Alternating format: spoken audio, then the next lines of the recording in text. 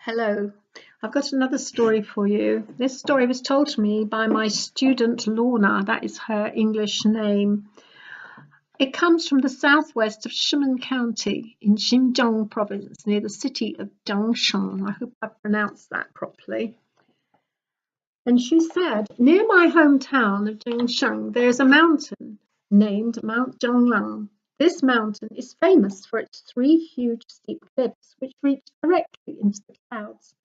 Dense woods blanket the mountain slopes, and in the clearings, thick green grass and clusters of wild flowers grow in abundance. Long, long ago in the ancient times, this mountain had a different shape, and it stood like a soldier guarding the entrance of the gorge leading to the eastern sea. At the foot of the mountain stood a little farmhouse with a curly roof. It was the home of three teenage orphan brothers. Jiang Lang was the eldest, Jiang Ya was the middle brother, and Jiang Ling was the youngest. The orphan boys earned their living by farming the land and hunting in the forests that grew up the sides of the mountain. Sometimes they went fishing in the mountain streams, and very occasionally they went to the beach and cast nets, hoping to catch some sea fish. They were always very respectful if they caught anything at the beach, and believed the best of their catch on a rock for the Dragon King of the Eastern Sea to say thank you for giving them a good catch, and allowing them to fish in his sea. For the sake of simplicity, we will call them Lang, Ya, and Ling, because Jiang is their family name, and in China, the family name always comes first. One lovely spring morning, when the cherry blossom was at its best, the brothers decided that they would go hunting for meat in the forest. So they set off with their hunting nets, traps, and bows and arrows along the muddy track that led from their farmhouse up the mountain.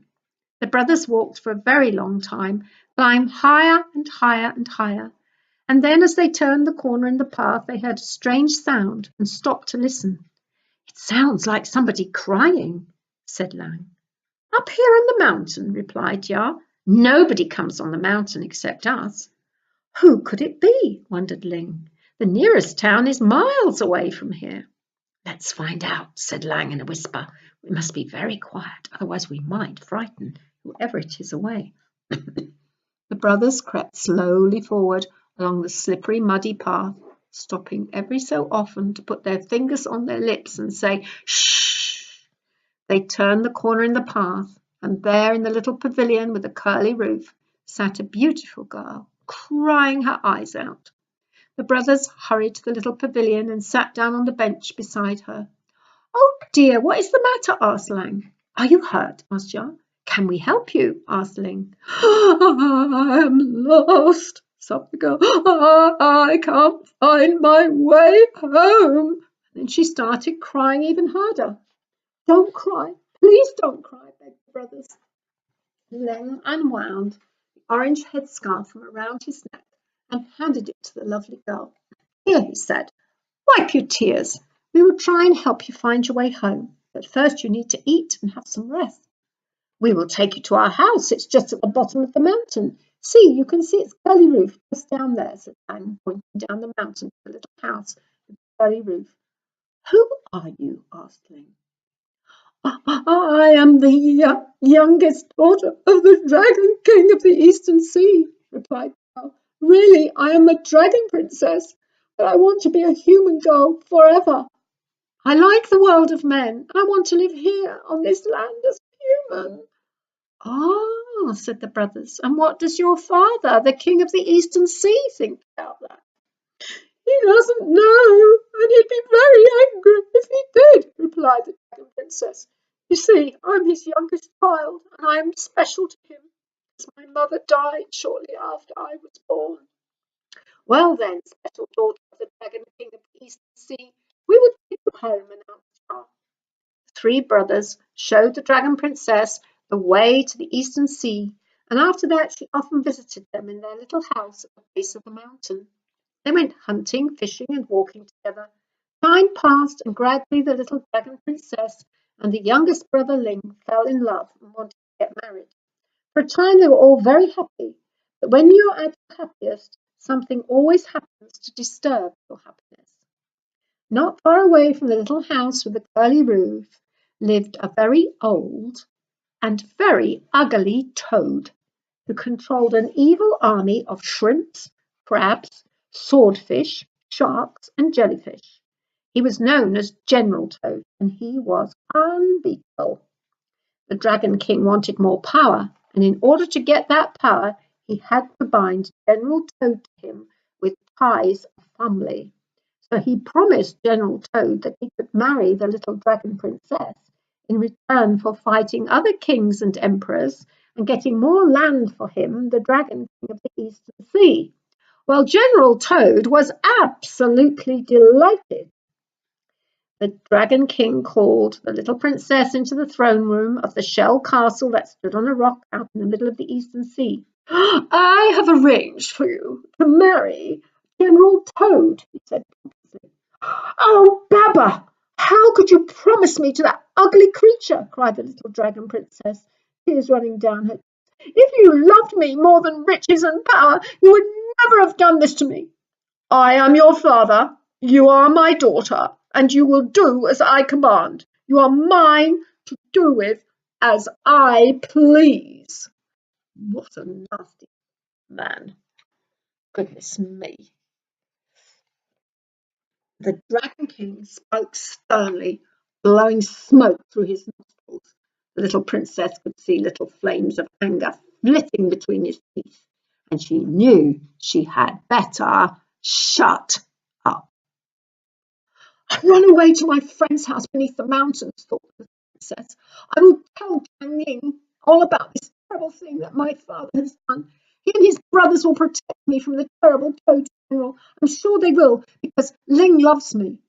At night, when all the creatures who lived in the Shell Palace were sleeping, the little dragon princess climbed to the topmost tower of the Shell Palace and spread her dragon wings and flew off to the little house with the curly roof.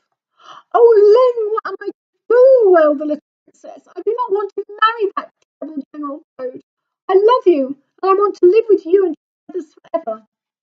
"Darling princess, little dragon girl of my heart, you lit the flame of love in my heart the first time I saw you. Do not worry. I and my brothers will protect you from General Toad," said Ling bravely. "You'll have to fight General Toad and his great army, and I'm afraid you'll get killed," wailed the little dragon princess, throwing her arms around Ling's neck. "Come," said Ling, "be brave, my princess, and help us get ready for the invasion of the sea creatures." The brothers and the little princess worked very hard preparing nets, stones, and other things. General Toad was very angry when he heard the little dragon princess refused to marry him and had run away. He sent spies out to find out where she was hiding, and it didn't take him long. He gathered his army of sea creatures and marched on the brothers' house. He was determined to kill them and force the little dragon princess to become his wife. "Nobody, not even a princess, will stop me from doing what I want to do," he thought. "If I marry her, I will have the Dragon King of the Eastern Sea in my power, and I will either kill him or just make him king. I do, however, rather like the title General Toad, King of the Eastern Sea. Perhaps I will kill him after all." As he marched, he grew more and more terrible in his rage. When the army arrived at the brother's house, they surrounded it and started to prepare for battle. The three brothers hid the little dragon princess in the cellar and told her to stay there, no matter what happened. The little princess promised to obey them and begged them to be careful. The three brothers came out of the courtyard of the house and yelled to the Toad General outside the walls, "Go away and leave us alone.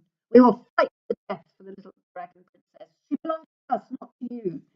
The battle raged for hours, but the brothers were resourceful. Using their large fishing nets, they managed to catch the shrimps and crabs. These creatures they killed very quickly by crushing them with huge stones. Then they fought the swordfish with their own swords and managed to damage the fish's swords. The swordfish slunk off back to the Eastern Sea, their swords bent and broken. "I will punish you severely for deserting the army," General Toad yelled after them.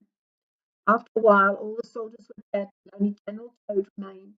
He had one more trick up his sleeve. He was not going to let the brothers win. He whispered a spell that caused the water in the Eastern Sea to rise up in a great wave. It Seemed as if all the fields and houses would be submerged any minute. What could they do?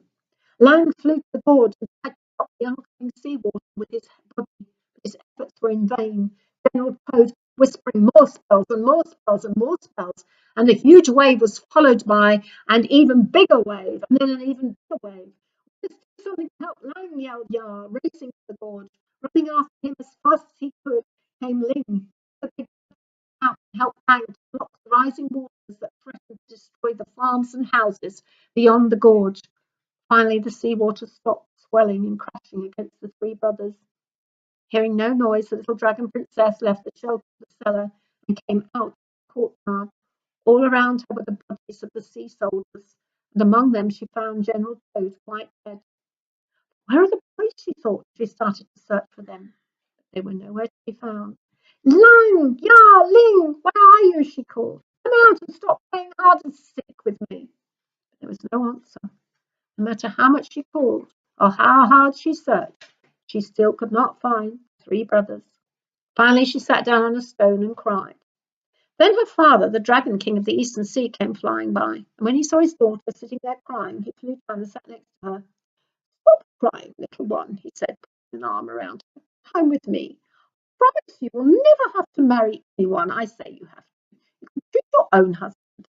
But I want Ling, she said, her eyes brimming with tears and her lips trembling. I won't go back with you until I find him and his brothers.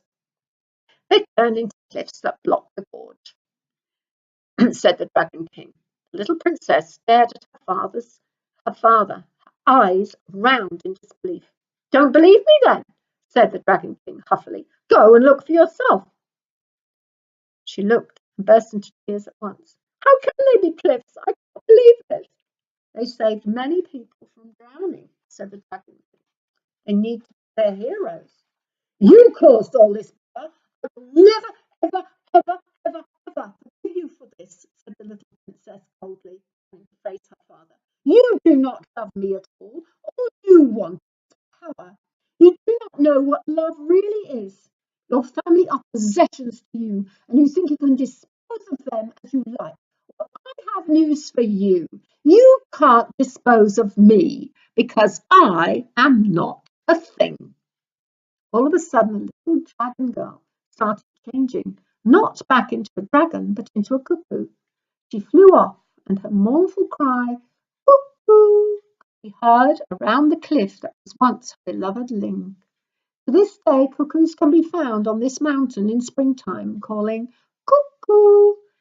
That time is Mount Wulang has remained blocking the entrance to the Eastern Sea. 再见。